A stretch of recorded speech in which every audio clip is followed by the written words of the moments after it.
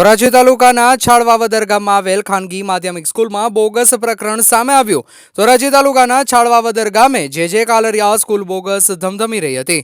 ગ્રામજનો તેમજ જાગૃત નાગરિકો દ્વારા મુદ્દો ઉજાગર કરવામાં આવ્યો। સ્કૂલમાં વિદ્યાર્થીઓના નામ બોલાઈ રહ્યા છે, પરંતુ એક પણ અભ્યાસ કરવા આવતા નથી। છેલ્લા ઘણા સમયથી ચાલી રહી હતી આ પ્રકારની માધ્યમિક સ્કૂલ। ગ્રાન્ટેડ માધ્યમિક સ્કૂલમાં શિક્ષકો પગાર બેઠા બેઠા લઈ રહ્યા હતા।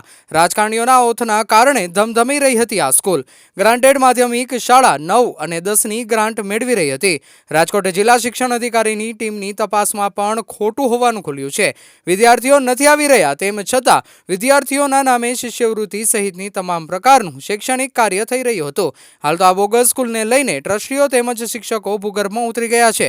આ સ્કૂલમાં સરકારની ગ્રાન્ટો તેમજ પગાર પણ લેવામાં આવી રહ્યો હતો તેવી વિગતો મળી છે। સ્કૂલની હાલત ખખડધજ છે, જ્યારે ગ્રામજનોના જણાવ્યા અનુસાર છેલ્લા 10 વર્ષથી આ સ્કૂલ બંધ હોવાની વિગતો મળી છે। રિપોર્ટર ફિરોજ જુનેજા, ધોરાજી। સરકાર ગ્રાન્ટ જ આપતી છે ને તમને, કારણ કે આજે જ ટ્રસ્ટ છે અને આ સરકાર એમાં ગ્રાન્ટ તમને આપતી છે ઓલરેડી। છોકરાઓને પે આઉટ કરવામાં જે તમે ભણાવો છો એનો તમને પગાર આપતી છે પ્લસ ગ્રાન્ટ આપતી હોય, તો ગ્રાન્ટ આપતી હોય તો આ સ્કૂલ આવી રીતે કેમ છે? છોકરાઓ ભણતા હોય તો આ સ્કૂલની આ દશા શું કામ છે? જવાબ આપજો।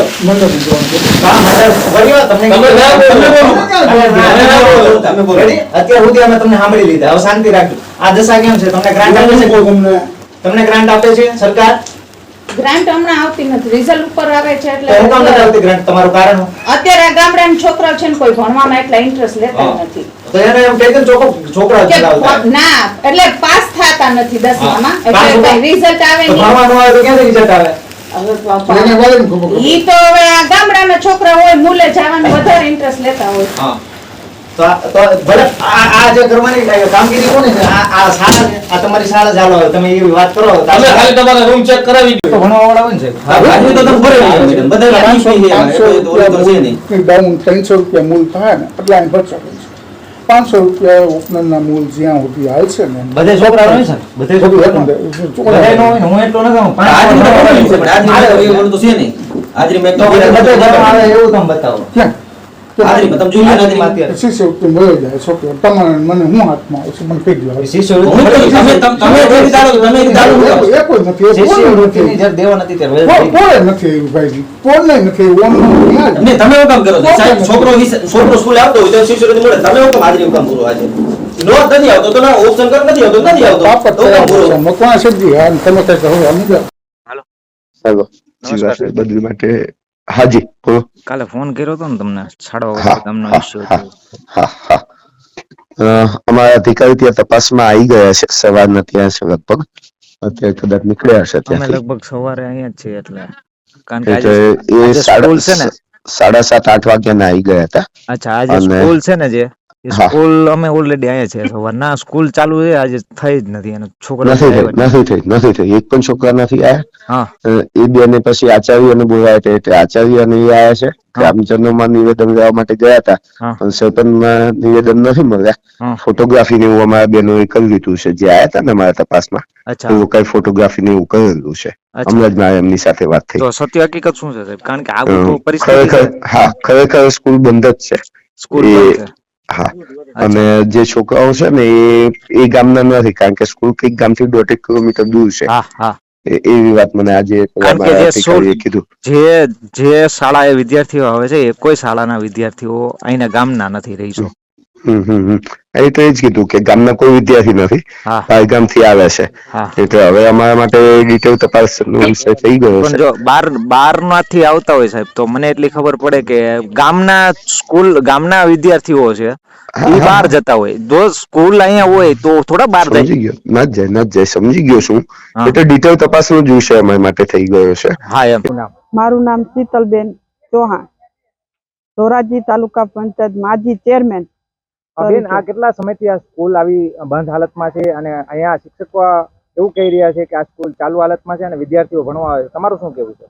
આ તો કેટલા વર્ષો થયા, 10-15 વર્ષથી આ સ્કૂલ બંધ હાલતમાં છે। અમે ક્યારેય આ અમારો નીકળવાનો જ આ રસ્તો છે, પણ અમે ક્યારે આ સ્કૂલ ને ચાલુ હોતા દેખતા જ નથી। કોઈ બાળકો અહીંયા નથી ભણી શકતા। હાલ જે શિક્ષકો છે અમારા ગામના બાળકો બધા બહાર ભણવા અમારે મોકલવા પડે છે. અહીંયા સ્કૂલ બંધ જ છે. 10 થી 15 વર્ષથી આ બંધ હાલતમાં છે. તો હાલ એ શિક્ષકો એવું કહી રહ્યા છે કે આ સ્કૂલ ચાલુ છે અને માસ્ટર રોલે પૂરે છે અને હાજરી પત્રકે પૂરે છે અને વિદ્યાર્થીઓ ભણવા આવે. ના ના, બધું ખોટું છે. અમે આ સ્કૂલ બંધ જ છે. 15 વર્ષથી અમે જોઈ છીએ. 15 ની વધારે હશે, પણ મારા અંદાજે 15 વર્ષ હું કહું છું, પણ આ વધારે જ વર્ષથી આ બંધ છે સ્કૂલ. અમારા બાળકો ધોરાજી અથવા ઉપલેટા અમારે અહીંથી અપડાઉન કરાવવું પડે છે અમારા બાળકોને. ખરેખર આવી જે બોગસ સ્કૂલો ચાલતી હોય તેની સામે કાર્યવાહી થવી જોઈએ કે નહીં? કરવી જ જોઈએ કાર્યવાહી, ચોક્કસ. શું નામ? મારું નામ મગનભાઈ ભોજાભાઈ પરમાર સાડોવદર. દાદા, આ સ્કૂલ કેટલા વર્ષથી લગભગ બંધ હાલતમાં છે? અત્યારે શિક્ષકો કહી રહ્યા છે કે આ સ્કૂલ ચાલુ છે. તમારું શું કેવું છે અને ગ્રામજનોની શું માંગ છે? ભાઈ મને તો છે ને ભાઈ 65 વર્ષ થઈ ગયા છે અને આ રસ્તો મારો બધાની શેડે હું ખેતરમાં જતો હોઉં. છોકરા જો ભણતા હોય તો એનો કંઈક અવાજ તો કાને અમને આવે ને, એટલે એવો કોઈ અવાજ આવ્યો નથી, કોઈ છોકરાને જાતા જોયા નથી, કોઈ એસટી અહીંયા રોકાણી નથી. ગમે છોકરા આવતા હોય તો એસટીમાં બેહીને આવતા હોય છે. આજુબાજુ વાળા નજીકથી આવતા, આઘાવાળા તો એસટીમાં આવતા હોય ને તો એસટી રોકાતી નથી. એટલે તમે છતાંય તપા કરજો, એસટીમાં જાઓ. અને બે ભોરગામ ધોરાજી ઉપલેટા કે ભાઈ આ ગામના કેટલા વિદ્યાર્થી શિખલિયાની આપણે હાઈસ્કૂલમાં ભોરગામડાની હાઈસ્કૂલમાં આવ્યા, વલ્લભભાઈ કાલરિયા, એમાં કેટલા છોકરા એ ઉતરે છે અને કેટલા સડે છે એની ઉપર તમને ટાર્ગેટ મળી જાય. લગભગ હાવ બંધ જ છે, હું એમ કહું 100%.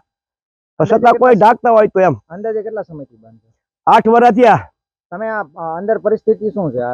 પરિસ્થિતિ એટલે હાઈસ્કૂલ હાલે એમ જ નથી. આયા છોકરા છે ને ભણતા બધા નપાત્યા, છોકરા આવતા બંધ થઈ ગયા. અંદાજે કેટલા વર્ષથી બંધ છે?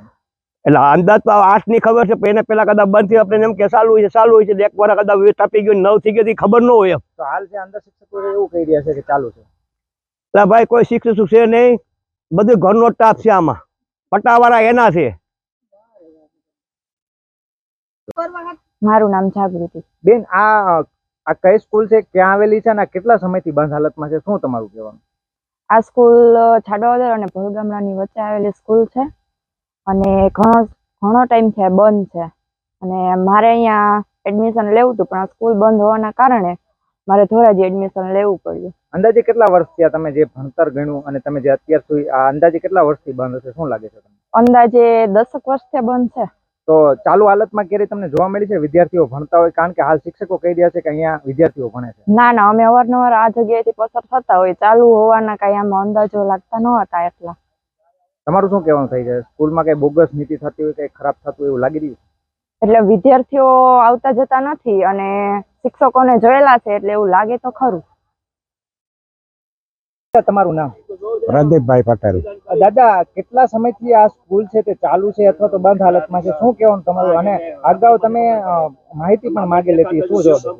7 થી 8 વર્ષથી બંધ છે સતત. તમે માહિતી માંગી હતી, શું જવાબ આપવામાં આવ્યો? માહિતી કોઈ આપતો જવાબ જ નથી આપતો. મેં આરટીઆઈ કરી હતી. અંદાજે કેટલો સમય થયો આ સ્કૂલ? મેં આરટીઆઈ કરી અને 3 વર્ષથી. આ કઈ સ્કૂલ છે દાદા? વલ્લભ કાલરિયાની સ્કૂલ કહેવાય, પણ ઓલા મૂળજીભાઈ કાલરિયા એવું નામ છે.